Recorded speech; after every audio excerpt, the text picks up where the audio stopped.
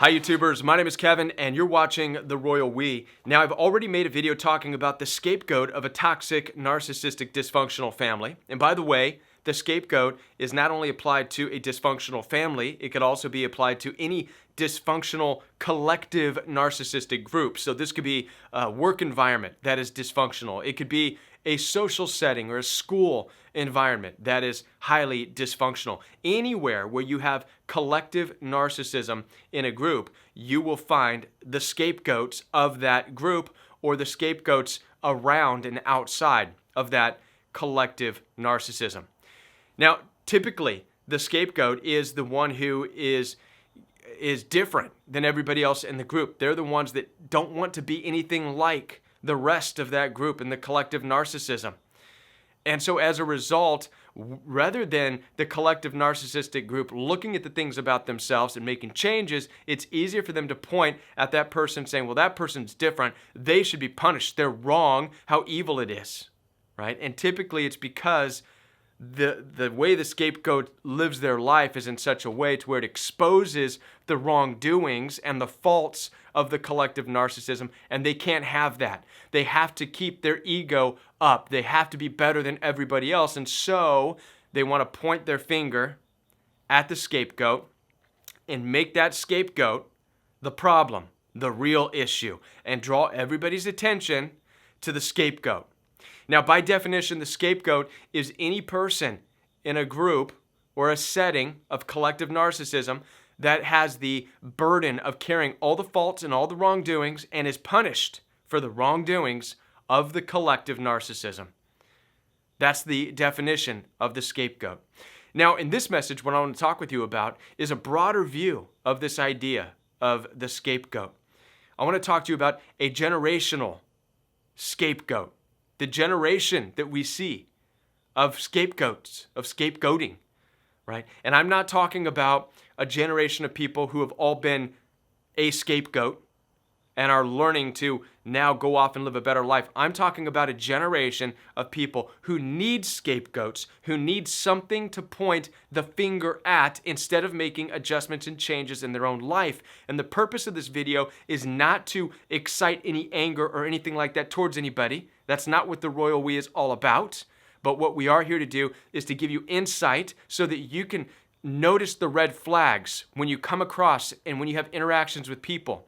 And if you know these red flags, you can stay away from the toxicity, because a generation of scapegoating people are people you don't want to be involved in. That's your red flag. Let's give you some examples of things we see on a daily basis that is an indication of people who are part of a scapegoating generation. How about this? The idea and the principle that I don't have money and I'm poor right now because people are rich. It's the rich people's fault because they've left no money for anybody else.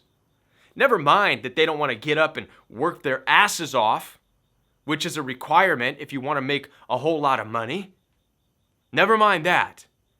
They just want to sit and blame the reality that they are poor and broke all the time because it's someone who's rich. It's their fault. It's their fault. And now I'm not saying that it's not difficult to find work. And some of you right now might be saying, Kevin, it is hard to find work right now. I know.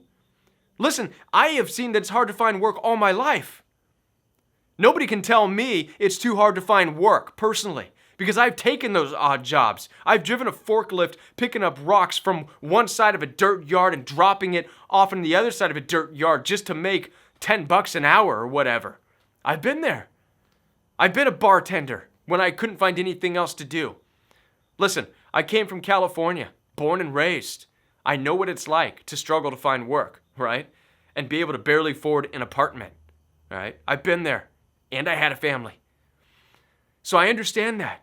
But what I'm talking about are the people who don't want to get dirty. They don't want to get their hands in the dirt. They feel entitled to a special kind of privileged amount of money or living for doing absolutely nothing.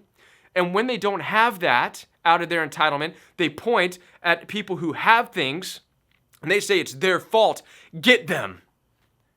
Instead of saying, what can I do to become somebody who is willing to do whatever grueling task it takes to work my ass off and make money? By the way, listen, work is something that we all have to do. There is no gain in this life without work, period, end. The ancients wrote this for us in the ancient literature of the Bible. It's one of the first instructions. As God had caused Adam and Eve, he has expelled them from the garden, part of the curse was this: from the sweat of your brows will you make a living here. From the sweat of your brows, meaning your face is going to be in the dirt. You will be sweating daily. This is going to be your life. No ifs, ands, or buts about it. Get used to it. Now, the generation of scapegoating who wants to sit back and scapegoat other people and say, well, it's their fault. This leads, obviously, to stealing. It leads to theft. It leads to violence, corruption, and a whole host of other evils because of the scapegoat mentality. The mentality of needing a scapegoat, a very narcissistic collective mentality that wants to point at something else instead of make internal changes.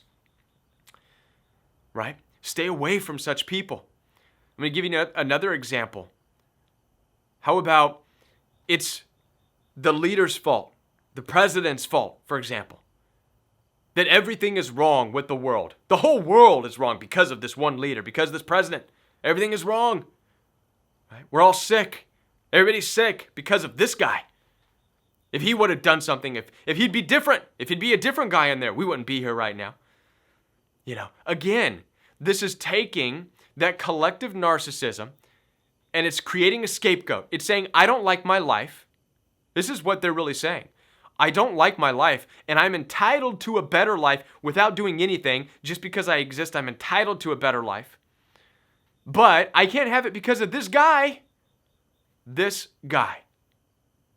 I want to share with you another ancient text out of the Bible.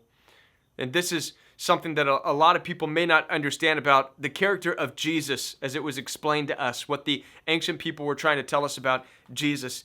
Jesus healed people throughout his ministry. Did he not? According to the ancient text of the Bible, Jesus healed many people of many afflictions, many illnesses, many diseases, many evils. Jesus healed them. But on every case, and I want to challenge you, those of you who read the Bible, if you could find a case where Jesus did not challenge the person, leave it in the comment. I'd love to read it. But from what I understand and from what I gather, Jesus would challenge each and every person he healed, basically saying something to this extent. Do you believe that you can be healed? Do you believe?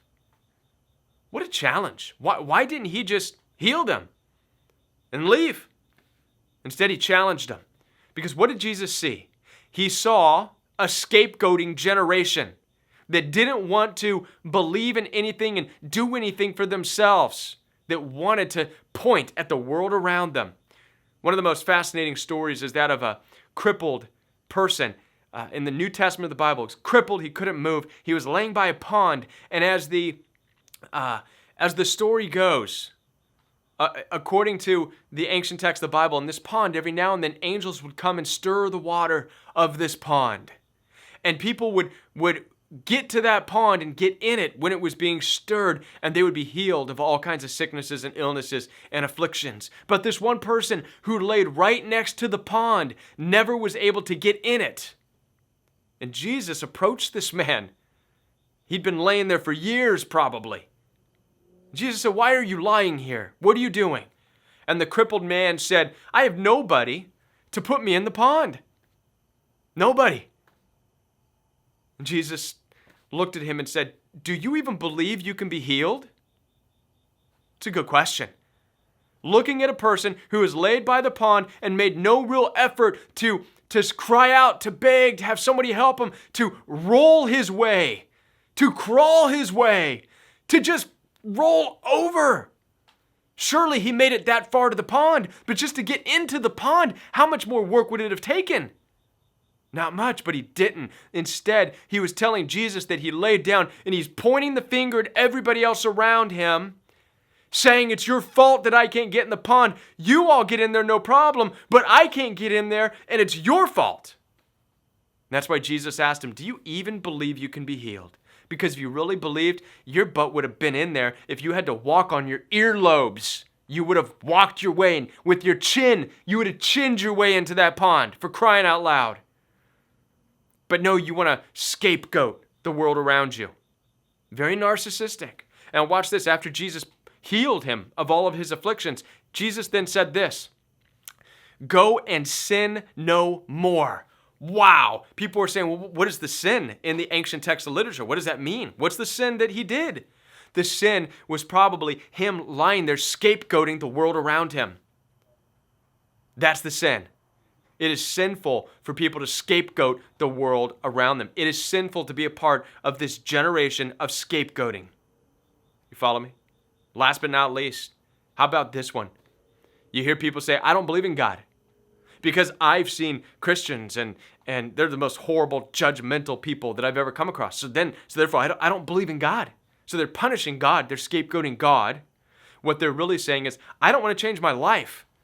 Man, why should I change? I want to do whatever the hell I want to do in this life.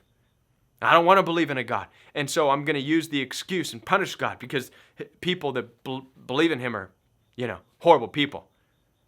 They don't want to make changes in their own life, so they want to find the reason and the justification outside of themselves. Now watch this. Ultimately, the scapegoating generation, they justify their reasons for not changing in life, for not making any difference in their own life, for not doing anything different. They justify and they validate their need to stay and their need to not have to change. They just validate themselves. That's what it's all about. It's validation for their ego. It's justification for them not having to change. Right? Listen, I want to, and ultimately for this video, the purpose of this message is to tell you this. Why am I sharing this with you?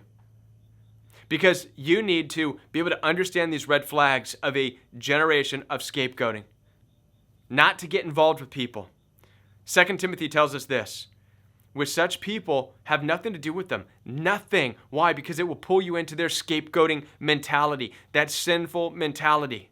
So look out for these things in your relationships. Look for the red flags of the pointing the finger at the world around them for all of their problems. Focus and pay attention to how they believe everything else has caused their problems in life. And this will tell you who you're dealing with. You're dealing with a scapegoating individual who will ultimately scapegoat you. Listen, I want to be a part of your healing journey. Visit www.jointheroyalwe.com to schedule your one-on-one appointment with me. We could have a telephone consultation. We could have a FaceTime consultation for those of you who are iPhone users, Apple users. We could even have a text message consultation if you'd like to do that. Again, www.jointheroyalwe.com. Also, every Monday night is Royal We Live Chat. This is an opportunity to come together as a community, ask questions, answer questions. You can even call in for free, so long as you know that it's a live show. And every Saturday morning is Royal We Fellowship. This is brand new. Royal We Fellowship is an in-depth look at the ancient literature of the Bible, but from the perspective of a toxic and narcissistic world that we live in. It's unlike any Bible study you've been a part of, I guarantee that. And I'll be back with more videos right here for you on the Royal We.